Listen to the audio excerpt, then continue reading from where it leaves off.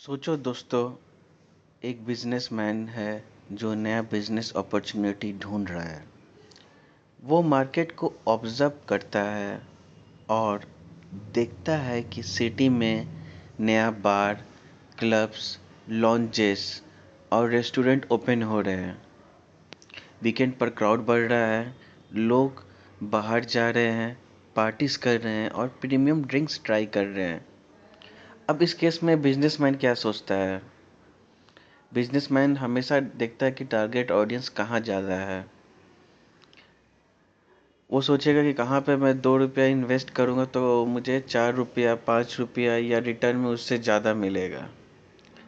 तो अब आते हैं इस टॉपिक पे ही। तो ये सिर्फ नाइट लाइफ नहीं है, ये डिमांड का सिग्नल है।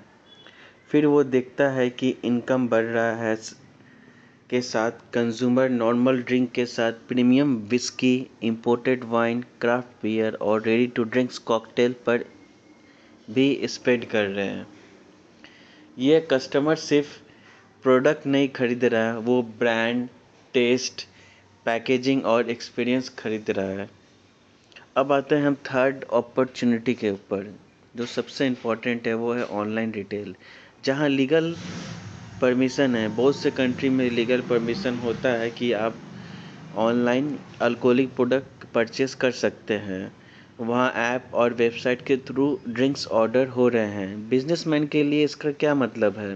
प्रोडक्ट रीच बढ़ रहा है, कस्टमर कन्वीनियंस बढ़ कस बढ़ सकता है और सेल्स चैनल स्ट्रॉन्ग हो सकता है।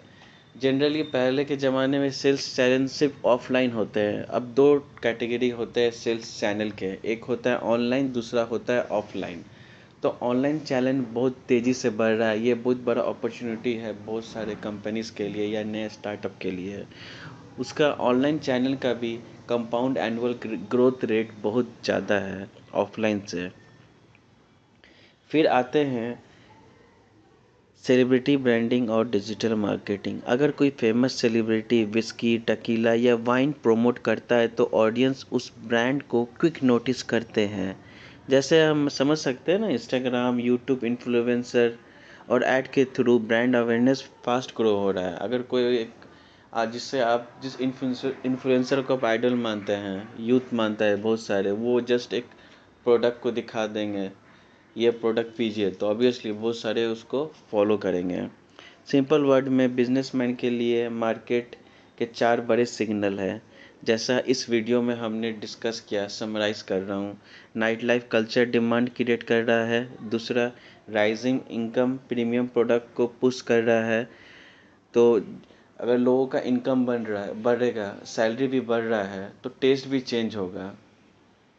और तीसरा, ऑनलाइन रिटेल एबिलिटी बढ़ रहा है। ऑनलाइन का डिमांड बढ़ रहा है जो कन्वीनियंट और इजी है, आपके घर में पहुंच जा रहा है।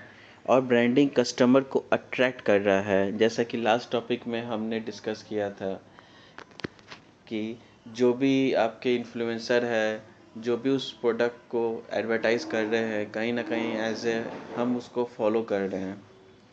सो अगर कोई कंपनी, आप ऐसे समझो, यही रीज़न है कि अल्कोहलिक बेवरेज मार्केट फ्यूचर में एक बिग बिजनेस अपॉर्चुनिटी बन सकता है। बहुत ही बड़ा, जिससे हम इमेजिन में नहीं कर सकते हैं।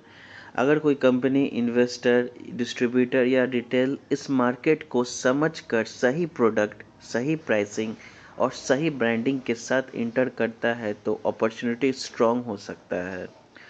तो दोस्तों, जस्ट इमेजिन आप एक बिजनेसमैन हो, इन्वेस्टर हो, तो आपके हिसाब से बिजनेस पॉइंट ऑफ व्यू से सबसे स्ट्रॉन्ग अपॉर्चुनिटी क्या है? Night life culture, premium drinks, online retail या सेलिब्रिटीज़, या इन चारों के अलावा दूसरा कोई ऑप्शन?